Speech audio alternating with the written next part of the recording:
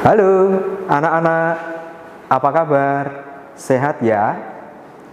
Pak Jaya di sini akan memperkenalkan dua tokoh besar yang selama ini menjadi teladan dan spiritualitas bagi kita, keluarga besar SD Marsudirini Surakarta. Yang pertama adalah Santo Fransiskus Assisi. Santo Fransiskus Assisi adalah teladan dan contoh bagi kita anak-anak SD Marsudirini Surakarta yang menghayati kesucian dan kesederhanaan. Lalu yang kedua adalah Ibu Magdalena Damen. Beliau adalah ibu pendiri Ordo Suster-Suster Santo Fransiskus yang selama ini biasa kita kenal dengan Ordo OSF. Seperti apa kisahnya? Untuk anak-anak yang baru saja bergabung dengan SD Marsudirini Surakarta, pasti penasaran. Kita saksikan bersama-sama kisah Santo Fransiskus Assisi yang diperagakan oleh kakak-kakak kelas kalian ketika sebelum pandemi COVID-19 berlangsung. Selamat menyaksikan. SD Marsudirini Surakarta dengan bangga mempersembahkan kisah Fransiskus Assisi. 1181 di Italia, lahirlah seorang anak laki-laki dari pasangan suami istri Pietro Bernardone dan Donna Pica. Anak itu diberi nama Francisco, atau orang lebih mengenal sebagai Fransiskus Assisi. Mereka hidup dalam gelimbang harta karena ayah Fransiskus adalah pengusaha kain yang kaya raya. Fransiskus tumbuh menjadi pemuda yang tampan, yang suka pesta dan foya-foya.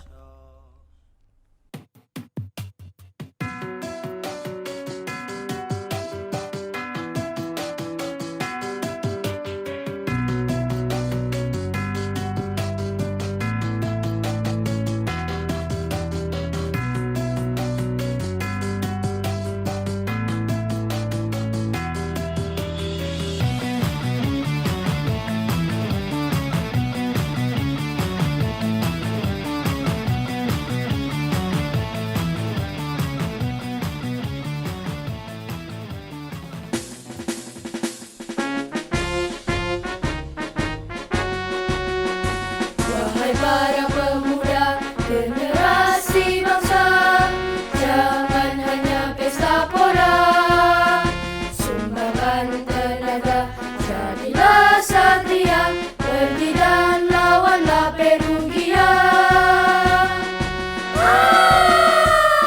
Asyik berangkat.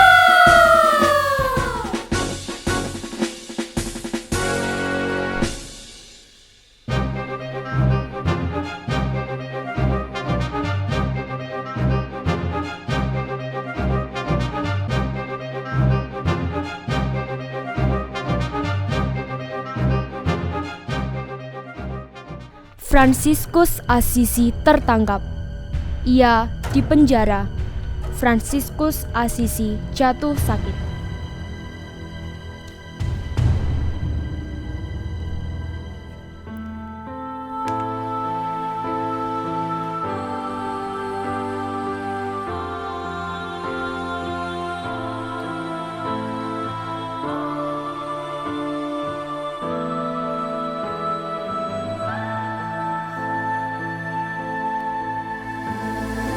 Apakah Tuhan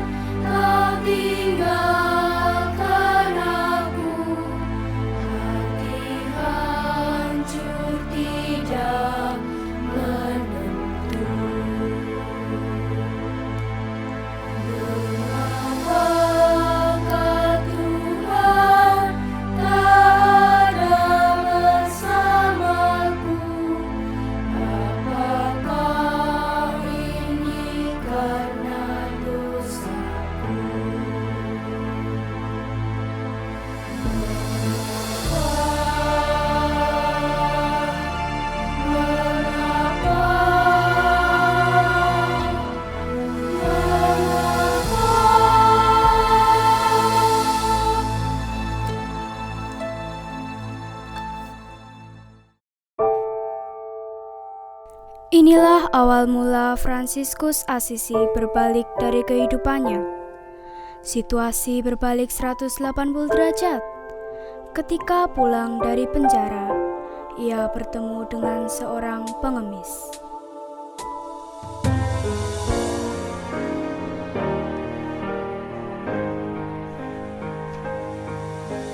Sahabatku tercinta, bolehkah aku meminta, berikanlah pakaianmu untuk aku kenakan pada tubuhku.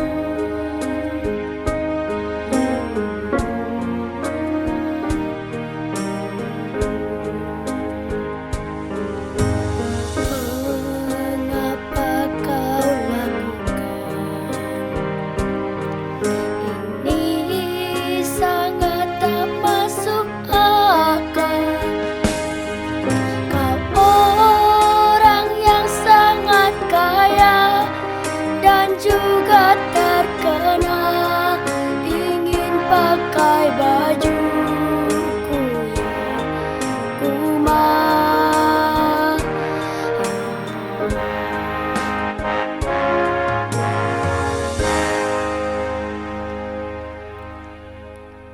Pakaian pengemis telah melekat di tubuh Fransiskus Assisi. Ia pun berkeliling meminta-minta. Uangnya ia masukkan ke dalam kotak persembahan untuk orang-orang miskin di kubur para rasul. Ia pun sampai di kapel San Damiano. Fransiskus, perbaikilah gerejaku yang hampir roboh. Aku harus berbuat sesuatu. Satu-satunya jalan yang bisa aku lakukan saat ini adalah mencuri kain-kain milik ayahku. Kain-kain itu akan kujual. Hasilnya akan kubelikan bahan bangunan, dan sebagian akan aku berikan kepada teman-temanku yang miskin. Hei, apa-apaan ini? Apa yang kau lakukan? Sekarang masuk kamar. Kamu saya kurung.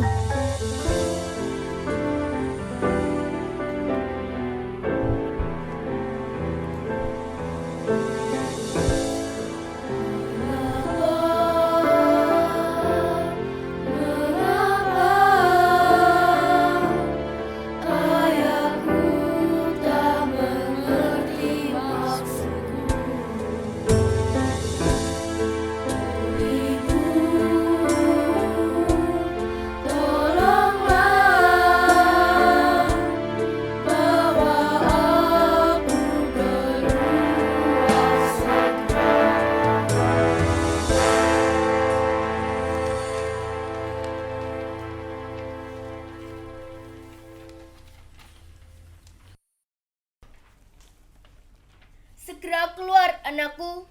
Pergilah, carilah kebahagiaanmu. Fransiskus Assisi berlari. Ia pergi menemui Uskup Guido, tetapi ayahnya menyusulnya sambil marah-marah. Dasar anak tak tahu diri. Apa maumu, Fransiskus? Pergi dan jangan kembali lagi.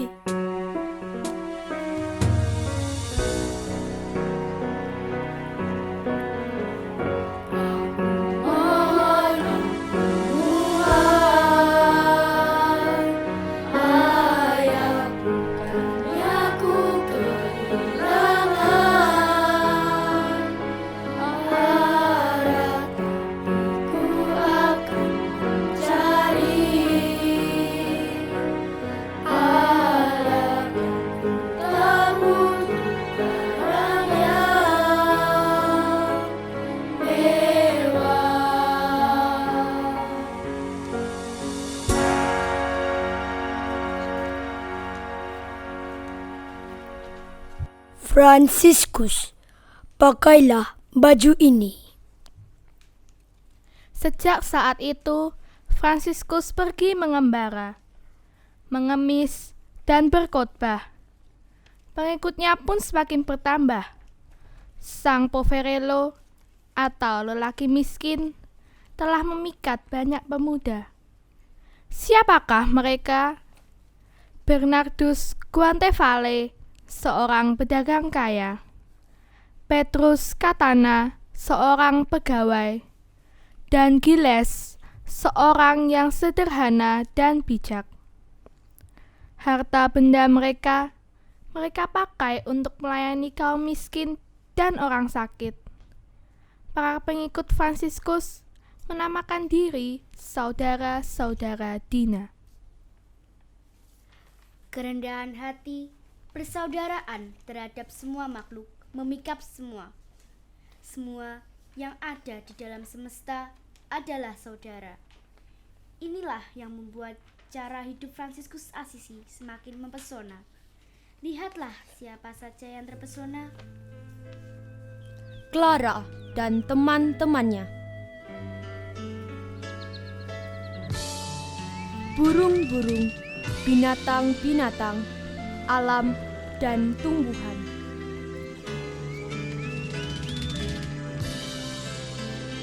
Miskin dan papa.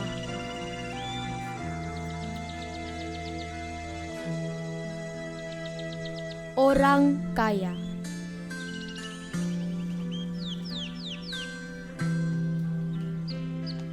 Apa yang membuat mereka jatuh cinta pada Fransiskus Asisi?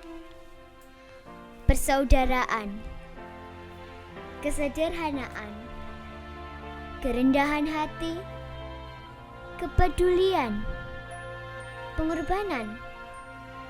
Semua begitu luar biasa. Cinta Fransiskus kepada Yesus sangat total. Sehingga apa yang dialami Yesus pun dialami oleh Fransiskus Asisi. Ketika Fransiskus Asisi sedang berdoa di Laverna, ia mendapatkan anugerah kelima luka Yesus atau stigmata. Cintanya akan Yesus semakin kuat. Ia sembunyikan luka-lukanya di balik jubah yang ia pakai. Namun kesehatannya semakin lama semakin menurun. Hingga akhirnya Fransiskus meninggal pada tanggal 3 Oktober 1226 dalam usia 44 tahun. Tubuh Fransiskus boleh hancur, raga Fransiskus boleh tak bernyawa, tapi rohnya tetap menjiwai para pengikutnya. Apa dan bagaimana kamu mewujudkannya?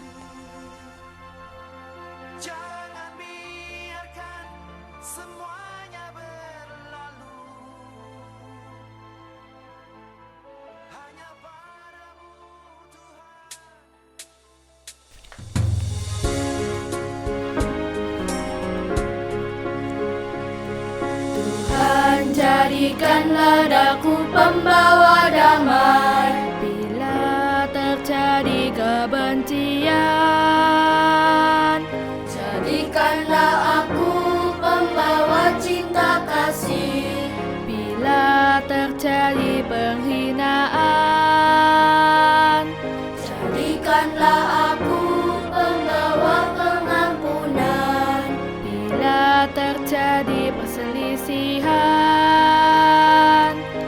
Jadikanlah aku pembawa kerukunan bila terjadi penghinaan.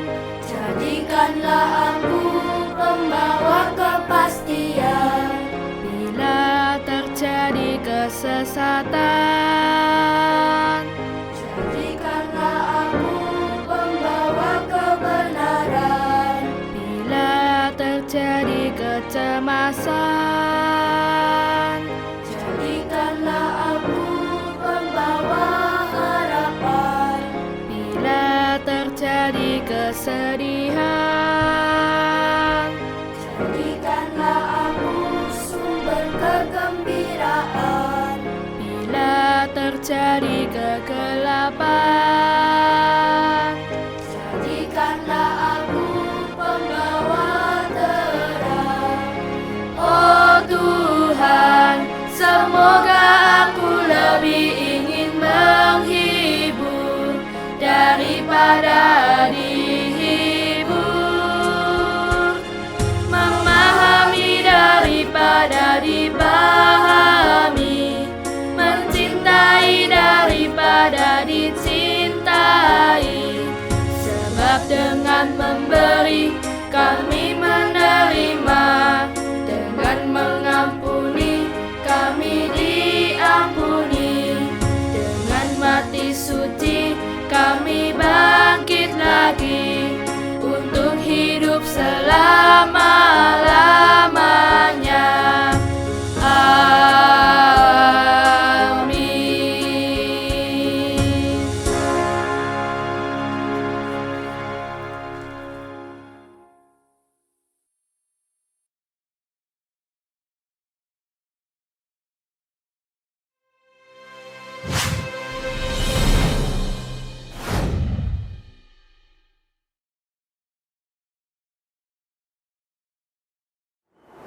Selamat pagi anak-anak, selamat berjumpa kembali bersama Suster.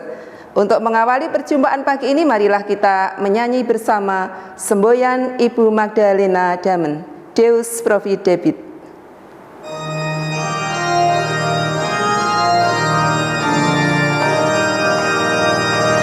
Tak ada sesuatu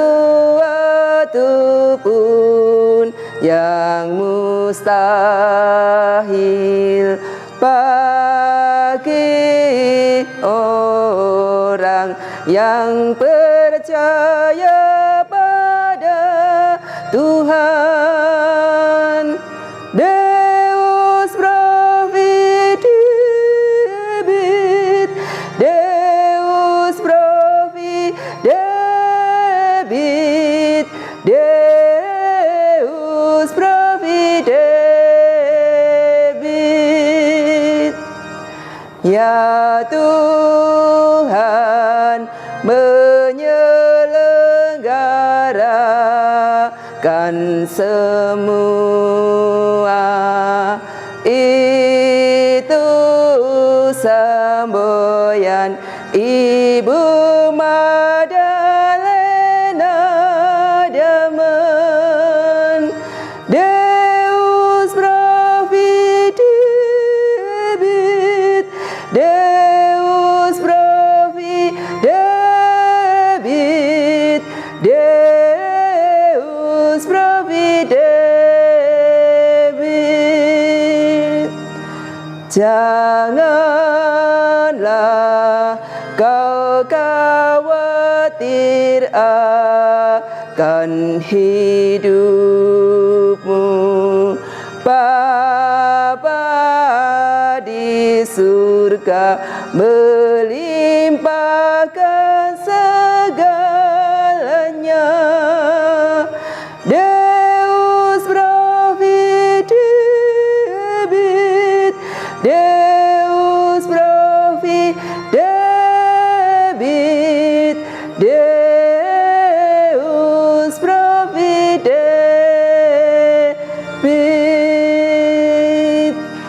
Terima kasih, tepuk tangan untuk kita semua.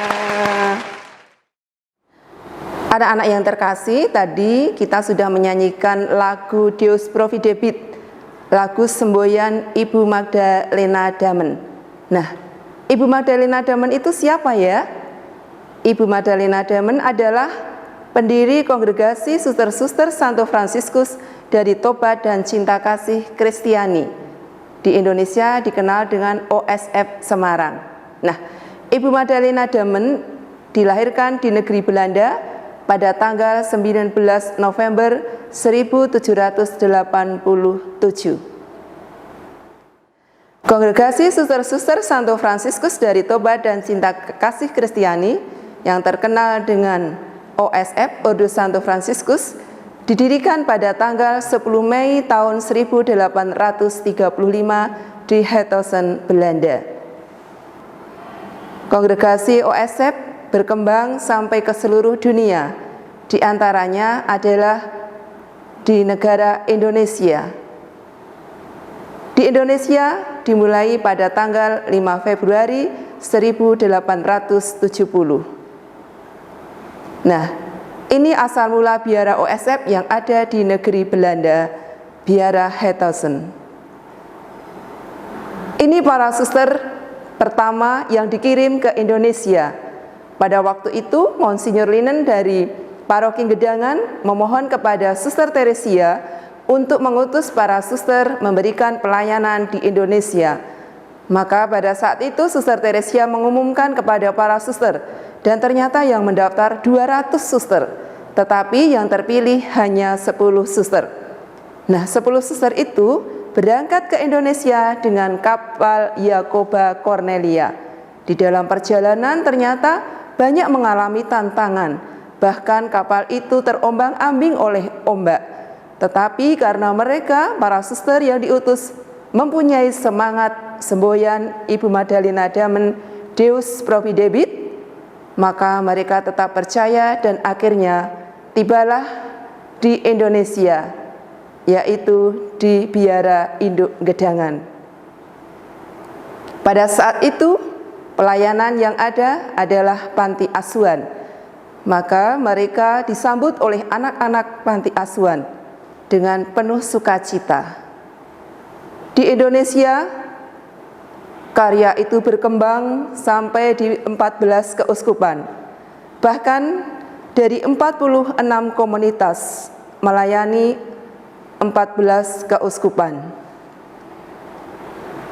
Salah satu karya suster-suster OSF yang ada di Indonesia adalah pendidikan anak usia dini, taman kanak-kanak, sekolah dasar, sekolah menengah pertama, sekolah menengah kejuruan, sekolah menengah umum, dan akademi.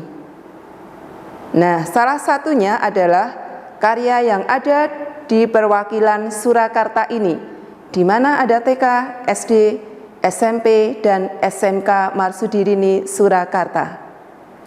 Anak-anak yang terkasih, banyak hal yang kita peroleh dari semangat Ibu Magdalena Damen.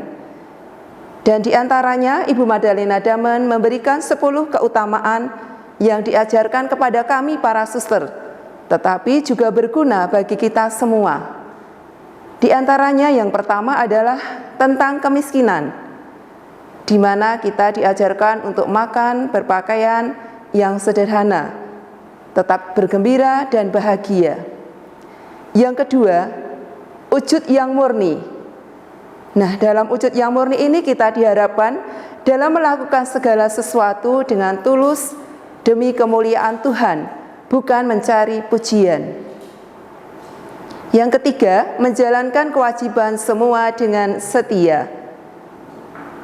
Jadi pekerjaan apapun, tugas apapun yang diberikan, kita laksanakan, kita jalankan dengan rela dan gembira, tanpa sikap malas dan segan. Yang keempat, doa. Nah, doa ini merupakan kunci untuk membuka rahmat Allah. Semakin kuat dan kokoh kunci tersebut, semakin berlimpah dan besar rahmat Allah yang akan kita terima. Yang kelima, cinta pada pekerjaan. Dalam menjalankan tugas apapun, hendaknya kita melaksanakan dengan penuh cinta. Karena di hadapan Allah semua pekerjaan adalah sama, sederajat. Yang keenam, cinta persaudaraan. Kita diharapkan untuk bersikap lembut, ramah, bertindak hati-hati, penuh kasih sayang satu dengan yang lain. Yang ketujuh, kemurnian. Janganlah kita mengizinkan mata kita untuk melihat sesuatu, telinga mendengar sesuatu, lidah mengucapkan sesuatu, tangan dan kaki melakukan sesuatu, budi memikirkan sesuatu, hati merasakan sesuatu yang sia-sia, lebih-lebih yang terlarang. 8. Ketenangan. Kita diharapkan untuk bisa mengendalikan lidah kita dan hanya menggunakan jika perlu, karena lidah dapat menimbulkan keonaran. 9. berterima kasih. Kita semua diharapkan setiap saat hendaklah kita selalu bersyukur dan berterima kasih kepada Tuhan atas segala anugerah-Nya yang telah kita terima. Dan yang terakhir, yang ke-10 adalah salib. Setiap orang yang hidup di dunia ini pasti mempunyai salib. Tetapi Tuhan tidak pernah membebani manusia dengan salib yang beratnya melebihi kekuatannya.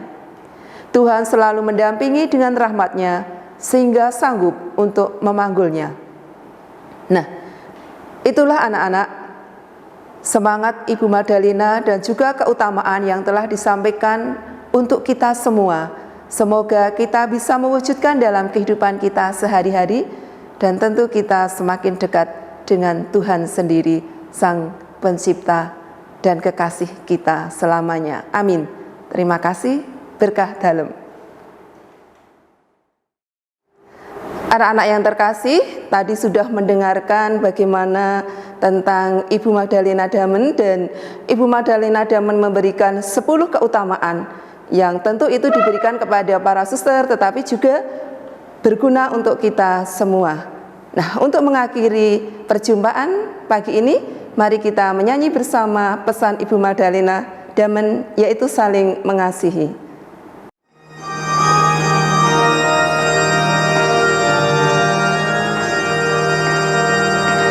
Hendaklah saling mengasihi, itu tanda muridku yang sejati.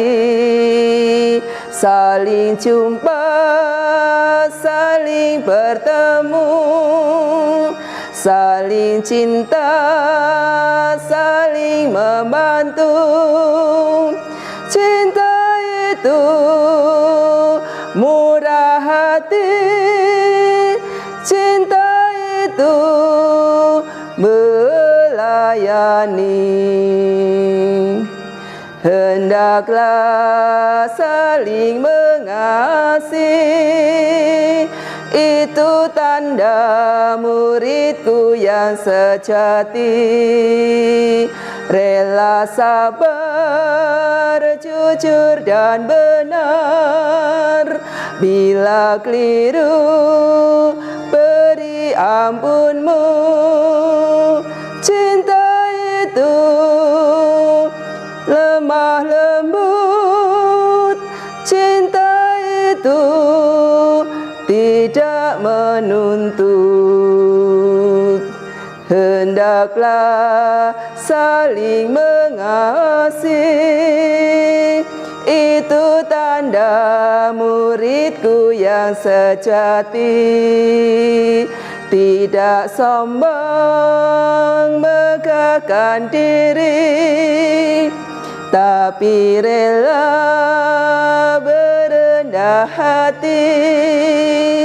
Cinta itu selalu ramah, cinta itu tak lekas marah. Sekian anak-anak, sampai berjumpa lagi di lain waktu. Terima kasih.